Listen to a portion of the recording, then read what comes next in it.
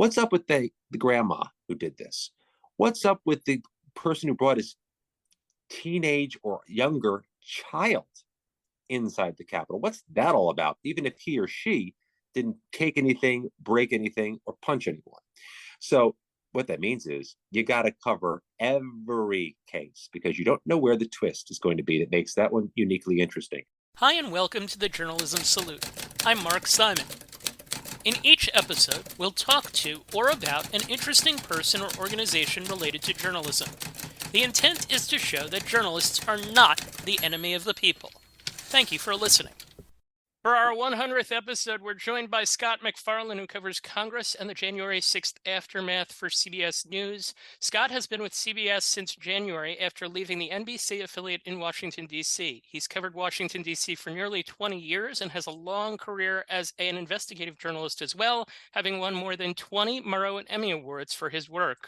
We should note that his Twitter is the go-to source for information about every January 6th court case, MacFarlane News. Hey, Scott, thanks for joining us. My pleasure. So let's start with where we start with all of our guests. What's your journalism origin story? Started in high school. I started when I was 16 years old. I loved the local radio station. So I wanted to go work at the local radio station. And one of the things they had us young folks do is be cub reporters too. Go out there and cover the school board meetings, cover the city council meetings. I actually enjoyed it. I enjoyed it more than I thought I was going to and never took my eye off the ball. Was there anything from your upbringing that would have foreshadowed whether it be your reporting work or your investigative work? I was a kid who loved to read anything I could. Usually it was the sports section first. Actually, it might still be the sports section first. I was a ravenous reader. And I think for journalism, that's kind of a prerequisite, right? You need to have that instinct because it's 90% of your day. Where did you grow up? Upstate New York, in the city of dreams, Highland, New York, which is across the Hudson River from a city called Poughkeepsie, all of which is the most distant exurb of New York City. It is based on people who wanted to make a particularly long commute into New York. So what was your general exposure to news at that time? I was a news watcher as long as I can remember, and a sports watcher. I think first and second grade, I started watching the news and sports on TV. And I think that's because it was back in the day where you had 3 channels. And if you were a kid and wanted to watch TV at 5 o'clock, that was your choice. You're going to watch the news or you're going to watch static. So I think I was a second and third grader watching the newscasts each night. And I developed a fondness for it, even though it was way beyond my years. And I was fortunate enough to grow up in suburban New York City. So I was watching the best newscasts in America. It was good TV.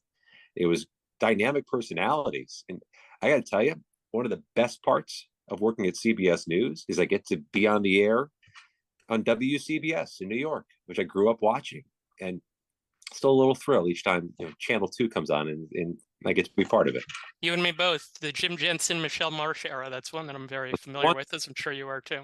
So fast forwarding to now, when January 6th happened, where were you? And when did you come to the realization that you were going to cover it as exhaustively as you have? So I was home. You got to remember, this was pre-vaccine for most people. And so everything was pooled. Everything was done to minimize bodies in the area. So we had subdivided coverage of this, and I was truly supposed to do it from home. Follow what was happening at the Capitol. We were not expecting a riot, but follow the proceedings, the floor debate, what was supposed to be a marathon debate over disputed electors, if you will, and report for the local NBC affiliate about what's going on. What's the story there? And then when the riot broke out, that changed the complexion of the story quite a bit. But the story moved. As soon as the tear gas lifted, as soon as the Capitol was cleared, the story shifted from the Capitol to the courthouse. They were going to arrest hundreds of those people. They were going to have to prosecute hundreds of those people. And that was a uniquely journalistically advantageous position for me because I had 2 specialties as a reporter. I was particularly specialized in covering the Congress, having done it for a while. And I was specifically well-rooted to cover the federal courthouse in Washington, which was part of my responsibility as well. And those 2 worlds collided because there was an attack on the Capitol, an attack on the Congress, and every one of them was going to be prosecuted at the federal courthouse in Washington. It's the only equivalent I can give you is, let's imagine you're really, really good at playing baseball, and you're really, really good at kicking a football, and you become a two-sport player. You know, you can find work all year round. You know, these were two different skill sets I had, or two different specialties I had, that kind of morphed into a year-round beat, a 12-month-a-year thing to cover, because I had to cover all the prosecutions, I had to cover the investigation, I had to cover what's going through the courthouse I knew so well, and I had to cover how Congress is going to respond. There's going to be some changes to security. There's going to be some changes to the police. There's going to be some political implications. And that became a 12-year beat. And here at CBS News, I am the congressional correspondent, one of two congressional correspondents, and I cover Congress. I cover the prosecutions. And it's quite a lot. And the thing that impresses me most, particularly about your Twitter feed, is how you keep everything straight. You mentioned there are all these cases. There are nearly 1,000 going on. And as someone who worked in TV, big TV, I'm often very interested in the minutia of organization and how you're able to keep everything organized so that you can keep track of every case. Yeah, that's getting more and more difficult, because when I started on this endeavor, there were a few dozen defendants. There are now nearly 900 defendants. And what makes it trickier, and I think this is true in many different types of news and in many types of storytelling, sometimes it's the lower level person who can be the most interesting. I mean, there are people who are accused of conspiring to attack the Capitol, of planning, of equipping themselves with money and weapons, of preparing for this horrendous moment. Then there are people who didn't even realize they were inside the Capitol illegally, or who didn't touch anything, realized all hell was breaking loose, and ran right back out. They're charged with crimes too, and their backstories may make them more interesting. What's up with the grandma who did this? What's up with the person who brought his teenage or younger child inside the Capitol? What's that all about, even if he or she didn't take anything, break anything, or punch anyone? So what that means is you got to cover every case, because you don't know where the twist is going to be that makes that one uniquely interesting. And I can just tell you, as a measure of engagement, in editorial meetings, when I pitch reports, we should do a report on this person, or when I'm on social media, the engagement can be higher for the lower level case if there's a curiosity to it. People are not just interested in the alleged conspirators or far right groups. They're interested in the mom. They're interested in the person of means, the person with an education, the police officer who was charged, from a different city, came to Washington and laid hands on a police officer here.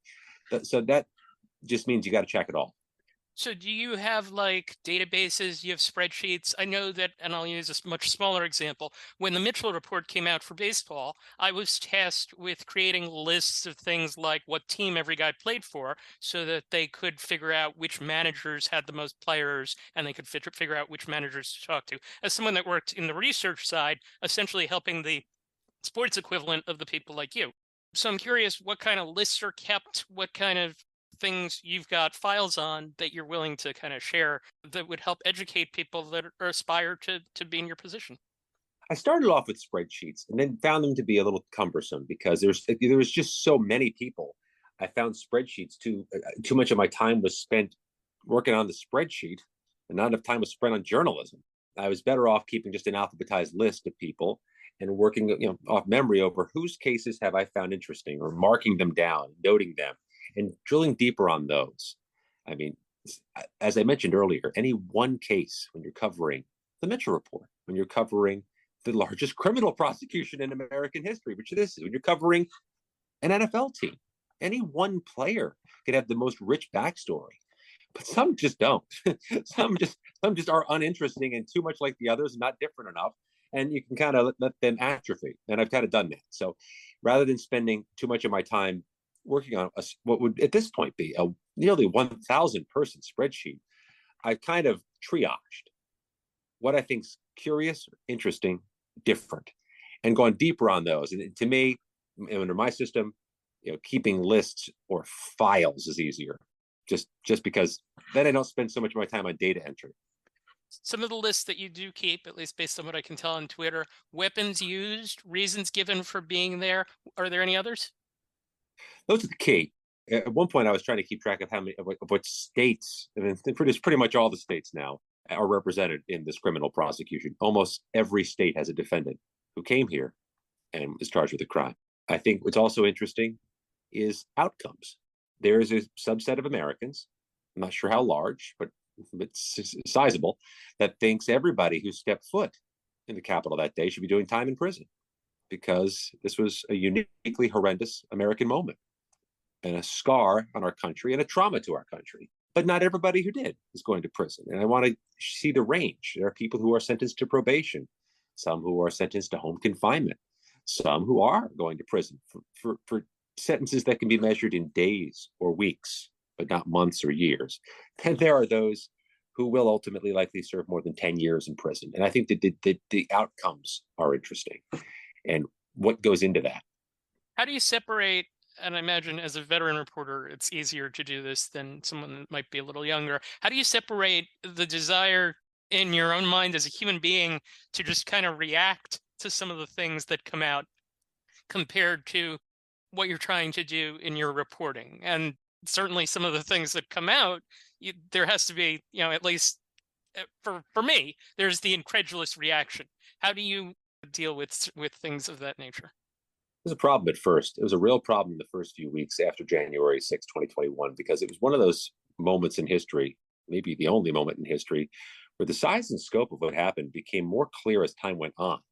And outrage grew as time went on. And engagement in the reporting on it grew as time went on. That's not typical for coverage of news events. Usually, the further you get removed from an event, the less people are interested in it. This was the opposite. People became more desirous of information after months went by because the sheer enormity of it wasn't known immediately. There were some images we all saw that day and night and looked terrible. There were some accounts we heard that day and night, sounded awful, certainly historic. But when more came in, we learned more. We learned how close the insurrectionists came to the vice president who was running for his life with Secret Service. When we learned of the masochistic, misogynistic, vulgar things that were said by the rioters, it became known how bad this was. When we saw how close America came to losing its democracy that day, that wasn't known for days or weeks after in some cases, in some instances. So I had trouble at first muting my visceral reaction about it because this is a horror show. It looked bad that day. It was worse than we thought. And as weeks went on, we realized that. Now, I think we've gotten a good sense of the scope and size, and it's easier to, to process when I hear a new nugget that is troubling. It's interesting though that you do note that as a reporter, you're still a human being, and to hear what to hear and see certain things, you still kind of react to it. Can you give us an example? Maybe not, we're talking November 10th, but maybe something from a few weeks ago, like a day in the life for you in terms of trying to report specifically on these cases where you've got 4 or 5 different things going on, maybe not related to like the Oath Keepers trial, just some of the other things that are going on. Yeah, let me give you an example. I think it's not a typical day, but it's illustrative of what I think some journalists can pursue, some people who look for news can pursue. It was, I think, a day in this marathon legal process of the accused Oath Keepers. Bear with me on this. The Oath Keepers are the far-right group charged with seditious conspiracy, top-line defendants accused of some of the most deep plotting and planning of attack January 6th, and the most notorious of the defendants that had the most notoriety. And whatever process was going, it was going to consume the entire day at the courthouse in Washington. And I think there were truly dozens of reporters there covering it, and rightfully so. And I made the counterintuitive decision that me being there might be redundant. Me staying for this whole thing may have diminishing returns, because I think one of my colleagues was there as well, or one of our affiliate news services was there as well. And there were dozens of other journalists there. So instead, I went to the other courtrooms in the courthouse, where there are 4 or 5 other January 6 cases going to sentencing, or going to plea hearings, or going to another stage of interesting matter, and found 4 or 5 stories that day that nobody else was covering. Same overall umbrella of Capitol riot, but I was zigging when other people were zagging. And I think when journalists do that, it may be a strategic decision, maybe because they have no alternative, but I think we're all better served. I think everybody was better served that day because somebody was laying eyes on the things everybody else was ignoring. And I think, if I remember correctly, somebody told me you got a lot more engagement on those than we got on ours because they were subdividing the same pie. Now, my news organization wanted to be kept abreast of what was going on in that trial. So I think maybe I asked a colleague to sit in while I moved elsewhere. But I moved elsewhere. And I think just keep that in mind. I mean, I think I always find that interesting in the post-game locker rooms where 50 cameras surround the running back or 50 cameras surround the pitcher. And I know you want to be there. You don't want to miss something. But the other cameras are there. They got you covered. Why don't you go talk to the shortstop? Talk to the left tackle. He may just tell you something different. And isn't everybody better served if we spread out our resources and ask the person who doesn't get asked much, or check out the thing that doesn't get checked out much? It might be the most dynamic news or interview of all. You utilize Twitter extremely well and extremely intensely, and I'm curious about specifically the video reports that you do on Twitter, why you do them, and what the response has been to them. I'm a big believer in those. I'm a big believer in providing something on a social media platform that is differentiated from what you're doing elsewhere. I can give you an example. I will post, when I think it's worthy, some of the videos that we broadcast, some of our news stories, some of our news videos on social media. And there's people who like it, who react to it, who comment on it. When I specifically record something exclusively for the social platform, wildly more commenting, wildly more engagement, because I think what the audience craves is something that is specific to them. Yeah, I did this special for you. Here's something I got in my notebook that is just for you here. And I don't know, I don't say it in so many words, but I think people sense it. And they realize that if they watch a social media video, they're going to get something they can't get elsewhere. And that's why those work if people want to try them. As long as you can communicate formally, informally, directly or indirectly, that I'm about to tell you something you're only going to see here, or at least in a style or format you're only going to hear here. I think those work. If I just regurgitate something that I put on a broadcast platform or another platform, it gets a proportionally less engagement. What's the relationship like for you, the reporter defense attorney relationship, like in a situation like this? Because I imagine you've been in DC for 20 years, you've covered, criminal trials, covered all sorts of different things. There's a certain reporter defense attorney relationship that happens. What is it like for these cases? I'm pretty sure most defense lawyers would rather I shut up. I mean, it's hard, I think, for defense attorneys to evoke sympathy in any criminal case with defendants. I mean, they're not running around telling a story of woe for their client and getting, tears from people or getting, empathy from people very often. I think it may be harder in still in this case when people share accounts of what their clients have done or are accused of doing or admit doing or say at sentencing. There's not a lot of sympathy for people who participated in the Capitol riot. And so defense lawyers maybe would rather their cases fly under the radar.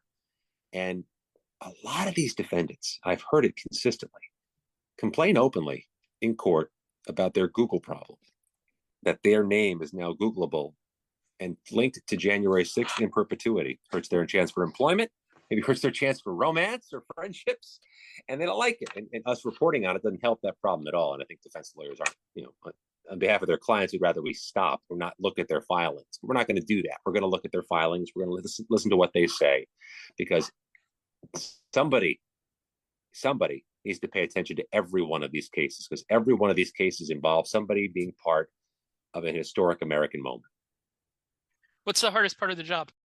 This requires Saturdays, Sundays, and holidays to keep up on these things, because these cases move at all hours, any hour of the day.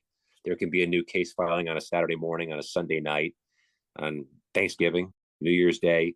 So it's kind of a 360-degree beat, and you got to keep up with it, because it's not that I don't mind if I get scooped on this beat, because there's a couple really good reporters, on every beat in America, and there's some good reporters covering this too.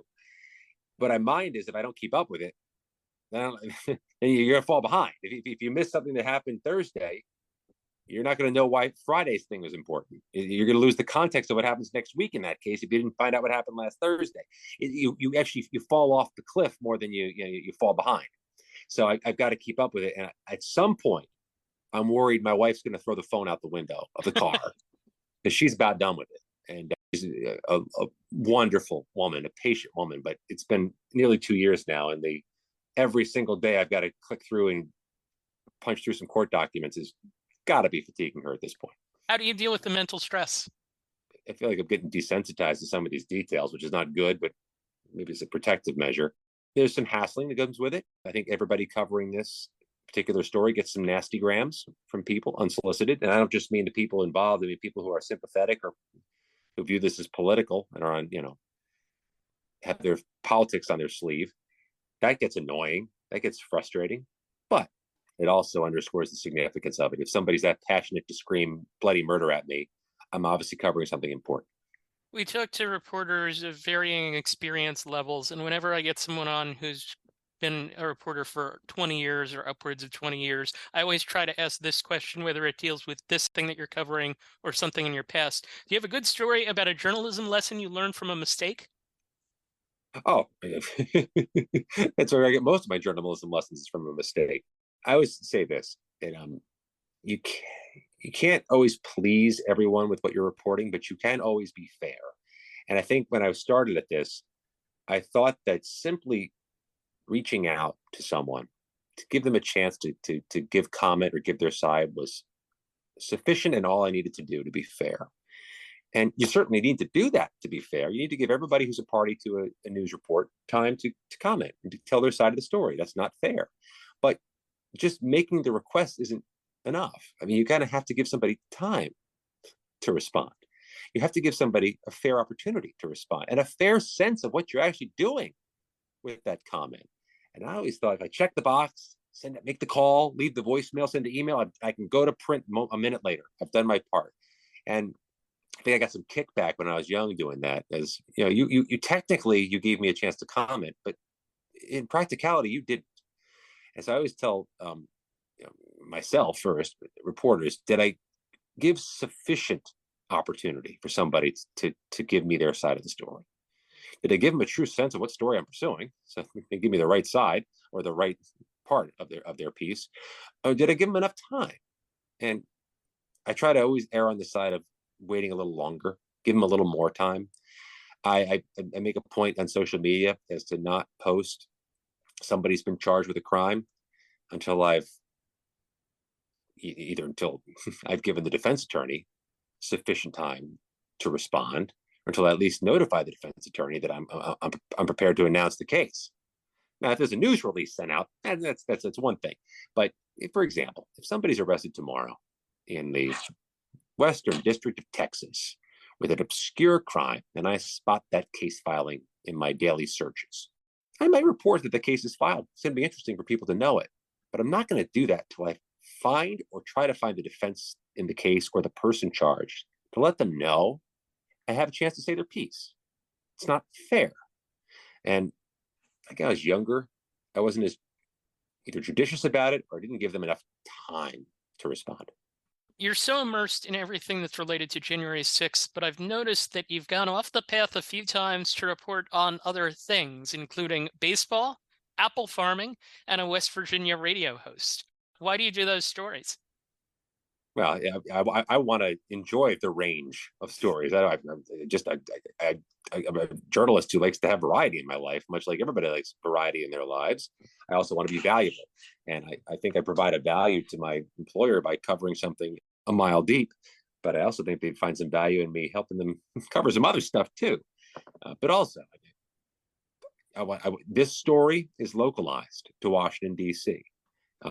By necessity, all these cases are coming through Washington, D.C. They're all being prosecuted here. I'd like the chance to see the rest of America. So other stories give me that opportunity. How has being a journalist shaped how you view the world? I get to talk to more people. I get to see more people, have more diversity in my life. I love that. Love that. I get to, get to talk to people who aren't my age, with my background, from my town, live where I live, grew up where I grew up, has the same interests. So journalism gets you a chance to be more empathetic and understand more people. Now, I was in Midtown Manhattan for the past week. Last month, I was in Morgantown, West Virginia. You can see lots of different people, and you get to, as a journalist, you get the chance to meet a range of people. I find it to be the best part of it. I asked someone else this before. The election coverage is still going on essentially as we speak, and I did want to just at least touch on it in this respect. How have you found the touchscreen experience in trying to report on the election? I find it to be stressful at first because you're only as good as the equipment triggers. If the equipment fails, you fail. But I find it fun. It's much more challenging than just talking. It's much more challenging than reading. And after you do this for a while, the challenge is invigorating. All right, last question. So we're here to salute you for your good work. That's the point of the episode. But is there someone that is in the industry, a group or a person that you would like to salute for their good journalism work? Maybe someone we don't know. Oh boy, I think I could give you a list, and the danger of this is you're gonna miss somebody when you miss somebody. But there's a news director at our CBS affiliate in Los Angeles, KNX Radio, one of the great radio stations in America. I won't tell you his age, but his youth and his wisdom are, in most people, mutually exclusive. His name is Alex Silverman. He's a young guy, one of the smartest, sharpest, and best students of broadcasting I've ever met in my life. And that's usually not what you say about a young guy. He's going to run the world of broadcasting someday, so I'm trying to stay on his good side. He's going to be my boss, I'm sure, someday. I'm trying to stay on his good side. But if you look him up, arguably the most talented broadcast mind I've ever come across. That's a good one. Scott MacFarlane, thank you for taking the time to join us. We'll continue to be following you on Twitter and watching you on CBS News. Thank you. Thanks, my friend. Thank you for listening to our 100th episode of the Journalism Salute. One thing you can do to further support the show, go back and pick out some other episodes and give those a listen too. Or recommend the show to another friend of journalism. Thank you for listening to the Journalism Salute. Please let us know what you think of the show. You can find us on Twitter @JournalismPod, and you can email us at journalismsalute@gmail.com.